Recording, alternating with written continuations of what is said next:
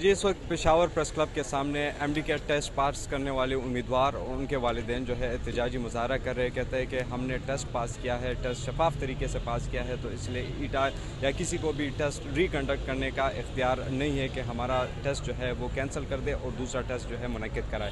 اس وقت ہمارے ساتھ ایک امیدوار کے والد صاحب موجود ہیں، ان سے بات کرتے ہیں۔ ہمارا مطالبہ یہ ہے کہ ہمارے بچوں نے اپنی قابلیت سے، اپنی صلاحیت سے اور اللہ کے فضل سے ایگزام پاس کیا ہے۔ ابھی لوگ کہہ رہے ہیں کہ ریکنڈکٹ ہوگا، ہم ریکنڈکشن نہیں چاہتے ہیں۔